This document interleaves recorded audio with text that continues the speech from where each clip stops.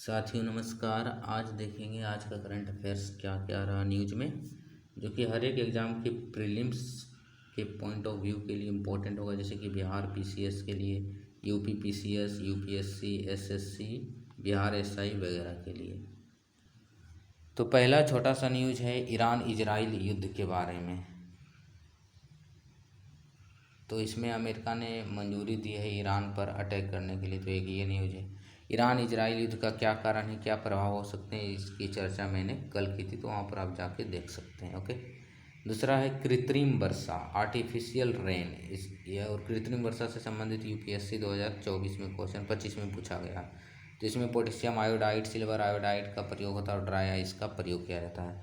कृत्रिम वर्षा को लेकर दिल्ली में पायलट प्रोजेक्ट के रूप में कुछ काम किया जा रहा है, इसलिए ये न्यूज में है। अगला है साहित्य अकादमी ने वर्ष 2025 के लिए युवा साहित्य पुरस्कार और दूसरा है बाल साहित्य पुरस्कार देने की घोषणा की है। तो यहाँ से आपको क्वेश्चन बनता है कि साहित्य अकादमी के द्वारा जो युवा साहित्य पुरस्कार, बाल साहित्य पुरस्कार कितने भाषा में दिया जाता है। तो ये ध्यान रखना है, पीटी में पूछा जा सकता है। तो 24 भाषा। कितने भाषा, कौन कौन? जो 8 शेड्यूल में संविधान के 8वीं अनुसूची में जो 22 भाषा है, उसके साथ साथ एक अंग्रेजी और एक राजस्थानी। तो ये ध्यान में रखना है कि 24 भाषा में दिया जाता है टोटल। और एक बात है कि जो 22 भाषा 8वीं अनुसूची में उसमें दिया जाता है, और साथ ही साथ एक इंग्लिश और एक राजस्थानी। ओके। अगला न्यूज है फास्टैग एनुअल पास लॉन्च किया गया union ministry of road and transport के द्वारा। ये फास्टैग क्या होता है? फास्टैग एक डिजिटल, मतलब टोल टैक्स, रोड टैक्स देने का एक डिजिटल माध्यम है। इसमें जो कार वगैरह होता है उसके विंड स्क्रीन पर एक टैग चिपका दिया जाता है, जिससे इन मोशन में, कार इन मोशन भी रहता है। तो उससे संबंधित जो अकाउंट है उससे आप पैसे पे कर सकते हैं टोल टैक्स के रूप में। तो इससे जो ट्रैफिक वगैरह की समस्या होती है उससे निजात छुटकारा पाया जा सकता है। तो फास्टैग क्या एक डिवाइस है जिसके द्वारा रेडियो फ्रीक्वेंसी आइडेंटिफिकेशन भी बोलते हैं, इसका यूज करके, इस टेक्निक का यूज करके पेमेंट किया जाता है टोल टैक्स को। बिहार पहला राज्य बना है, first state become to adopt E voting करने वाला। किसमें? अर्बन पोल्स में। अर्बन मतलब कि शहरी चुनाव निकाय में। तो बिहार, ये बीपीएससी के लिए फेमस क्वेश्चन बन जाता है। ई वोटिंग यानी कि ई वोटिंग मतलब कि मोबाइल के द्वारा, एंड्रॉयड फ़ोन के द्वारा, कंप्यूटर के द्वारा हम, मतलब कि सोशल मीडिया के थ्रू हम या तो किसी ऐप के द्वारा वोटिंग कर सकते हैं, तो उसको बोलेंगे ई वोटिंग। ई वोटिंग के लाभ क्या है? वोटर टर्नआउट बढ़ेगा, यानी कि अधिक आदमी वोट देख सकते हैं। एक्सेसिबिलिटी बढ़ेगा, सभी व्यक्ति की पहुँच है। अब बहुत सारे व्यक्ति सोचते हैं कि कौन वहाँ पर निर्वाचन क्षेत्र में जो यूनिट बनाया जाता है, कौन वहाँ पर लाइन में लगकर वोट देगा। तो इससे निजात पाया जा सकता है, वोटर टर्नआउट बढ़ेगा, ये जरूर है। लेकिन कंसर्न क्या है, इससे संबंधित चिंता है कि हैकिंग किया जा सकता है, मैनिपुलेट किया जा सकता है, इलेक्शन फ्रॉड होने की समस्या रहती है, और वोटर प्राइवेसी जो रहता है कि किस पार्टी को मैंने वोट दिया, वो उस यदि ये ई वोटिंग दिया जाता है तो उसमें ये प्राइवेसी पर एक प्रश्न चिन्ह पैदा होता है। महाराष्ट्र सरकार सोच रही है कि हिंदी को थर्ड लैंग्वेज बनाया जाए विद्यालयों में। WEF वर्ल्ड इकोनॉमिक फोरम वैश्विक आर्थिक मंच या विश्व आर्थिक मंच के द्वारा global energy transition index, global energy transition index 2025 जारी किया गया, जिसमें भारत का रैंक है 71वां। और फर्स्ट रैंक किसका है? फर्स्ट रैंक है स्वीडन, दूसरा है फिनलैंड, चीन का रैंक है 12, पाकिस्तान का रैंक है 101। तो ये याद रखना है कि ग्लोबल एनर्जी ट्रांजिशन इंडेक्स किसके द्वारा जारी किया जाता है? वर्ल्ड इकोनॉमिक फोरम के द्वारा। वर्ल्ड इकोनॉमिक फोरम के द्वारा ही जेंडर गैप रिपोर्ट जारी किया जाता है।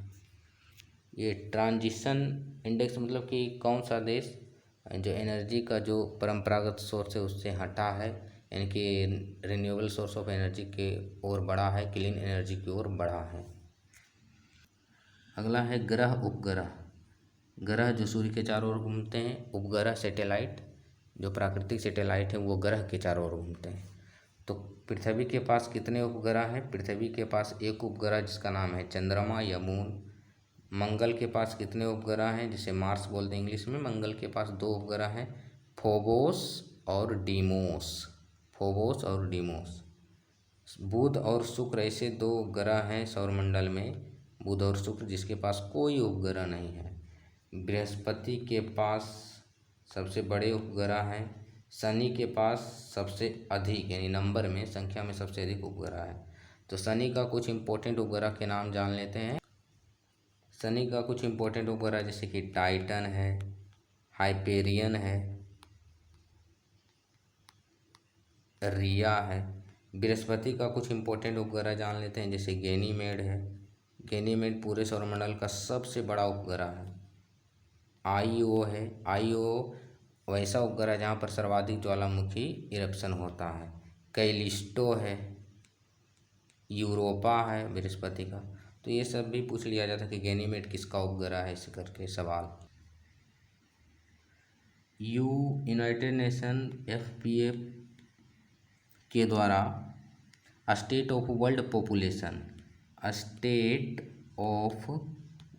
पॉपुलेशन रिपोर्ट 2025 जारी किया गया, जिसमें कहा गया कि ग्लोबल पॉपुलेशन जो ट्रेंड है वो 8.2 बिलियन होगा। और ग्लोबल जो पॉपुलेशन है, वैश्विक जनसंख्या 2065 तक बढ़ेगी और 2065 के बाद क्या होगी? घटना स्टार्ट होगी, कम होगी। भारत की स्थिति क्या है इस रिपोर्ट में? तो भारत की स्थिति जान लेते हैं, ये इम्पोर्टेंट है। भारत की कहा गया कि अप्रैल 2025 तक भारत की जनसंख्या 146.39 करोड़ है। तो ये डेटा इम्पोर्टेंट है। और क्या है, भारत का जो फर्टिलिटी रेट है, फर्टिलिटी रेट यानी प्रजनन दर, एक महिला पूरे जीवन काल में कितने बच्चे को जन्म देती है, तो उसको बोलते हैं प्रजनन दर। तो फर्टिलिटी रेट भारत का कितना है? 1.9 है। पहले था 2.1 है। इनकी जनसंख्या धीरे धीरे घट रहा है, बोल सकते हैं। प्रजनन दर घटने से भविष्य में फ्यूचर में जनसंख्या घटेगी। एजुकेशन भारत का बढ़िया हुआ है। हेल्थ सेक्टर में स्थिति सुधार हुई है। अर्बनाइजेशन बढ़ा है। भारत की 65% आबादी की उम्र 35 साल से कम है, बोल सकते हैं युवा देश है भारत अभी भी। माउंट लिवोटोबी लाकी, क्या नाम है? Mount Lewotobi Laki. और ये लाकी किसी पुरुष का नाम है और लिवोटाबी किसी महिला का नाम है। ये इंडोनेशिया में एक ज्वालामुखी पर्वत है, एक्टिव ज्वालामुखी पर्वत है। तो ये पूछा जा सकता है, ये फिर से इसमें उद्गार हुआ, इरप्शन हुआ। तो एक और प्रश्न है कि इंडोनेशिया एक ऐसा देश है विश्व में जहाँ पर सबसे अधिक एक्टिव वोल्केनो है। एक्टिव वोल्केनो मतलब सक्रिय ज्वालामुखी है। और एक बात है, ज्वालामुखी उद्गार होता है तो सबसे अधिक वाटर वेपर निकलता है। कौन सी गैस निकलती है? जलवाष्प निकलती है।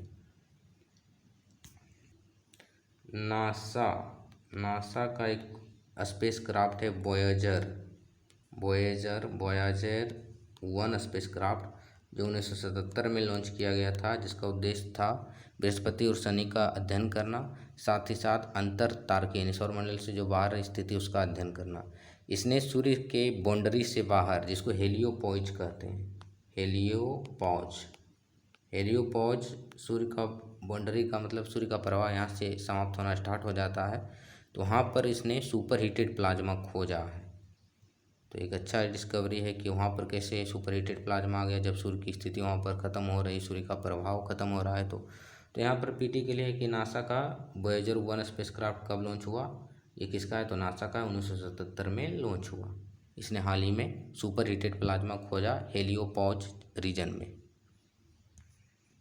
अगला न्यूज है, भारत सरकार के द्वारा ऑपरेशन सिंधु स्टार्ट किया गया। ऑपरेशन सिंधु, जिसका उद्देश्य है ईरान में फंसे जो भारतीय उनका भारत घर वापसी सकुशल करवाना। कहाँ पर? ईरान में। तो ये भी पीटी फैक्ट बन जाता है।